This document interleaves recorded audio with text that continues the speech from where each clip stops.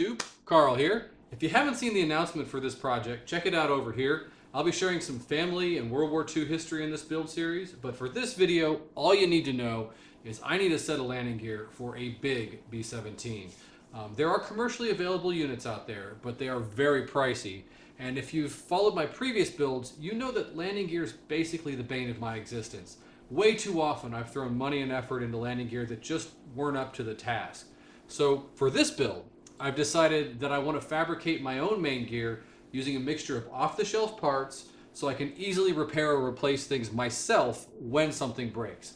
Like I say with scratch building airplanes, if you can build it, you can fix it. So the process starts with research on the real thing. These diagrams show that the 17 has a fairly simple design with a single actuator driving the gear.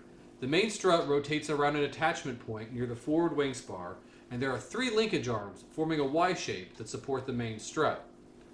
So with a plan in mind, I went looking for suitable pieces to construct the gear. An industry standard in larger airplanes are Robart's Robo struts, and I opted to start with a pair of these. As for the actuator, I looked at several options, but I chose a light-duty linear servo. This unit makes 17 pounds of linear thrust, and compared to similar electric actuators, it has the benefit of setting endpoints through my radio. If the gear is designed properly, the servo should see no landing stresses. So with parts selected, I started tweaking the full-scale design. The compressed length of my linear servo was larger than the scale compressed length of the real thing, and due to the design of the Robo strut, I had to modify the attachment point for the linkage arms. This required modification of the full-scale geometry to make it work right. Through a bit of trial and error, I came up with a new geometry that looked right on paper, but before cutting any metal I wanted to validate. So I tossed together this working mock-up, and I was pretty happy with the results. Now, while not truly scale, it is functional, and it should look close enough to convince most folks. So having confirmed my geometry, it was time to start fabricating some parts. The first thing I wanted to start with was modifying the Robo struts. These include mounting plates that are used to secure them as fixed landing gear, and I decided to use these plates and bolt them to a block of aluminum that would become the trunnion for rotation. I marked out and center punched the holes that needed to be drilled. A 5/8 hole was drilled so the Robo strut could slide 3/4 of an inch into the block. A 1/2 inch hole was drilled through the block at 90 degrees to the strut hole, and a 1/2 inch rod of aircraft grade aluminum will pass through this and act as a pivot. I drilled and tapped for a set screw for the pivot rod, and then I did 4 threaded holes to secure the mounting plate to the block. Once the trunnions were fabricated, I cut the Robo struts to size and did a test fit. Perfect. So to fabricate the attachment point on the strut for the first section of linkage, I modified a second Robo strut mount plate, removing the plate portion and grinding out a gap to allow my aluminum strut to slide freely.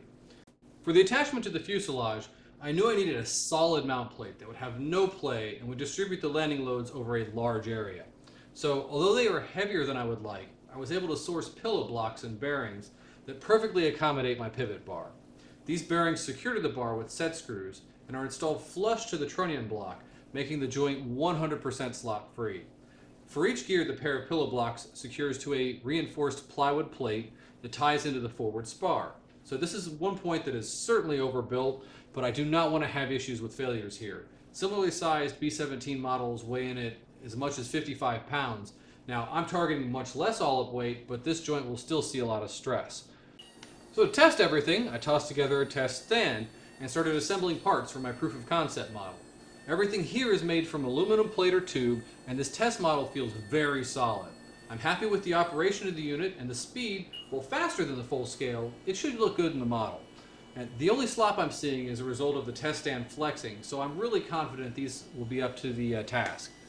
The trunnions and struts will be reused in the final version, but I'll be refabricating the linkage arms when the time comes to assemble the production pieces. I'm confident I can make them cleaner and a bit stronger, and I'll need to do some bushings for the pivot points, but nothing too difficult though. So that's it for today. I've got a working test unit, and I've proved that my design will work, and most importantly, that I can build it. There's a lot more to come, so if you want to see more of this build, please be sure to like and subscribe. And now that I have this challenge out of the way, we can start building an airplane. So, till next time, thanks for watching.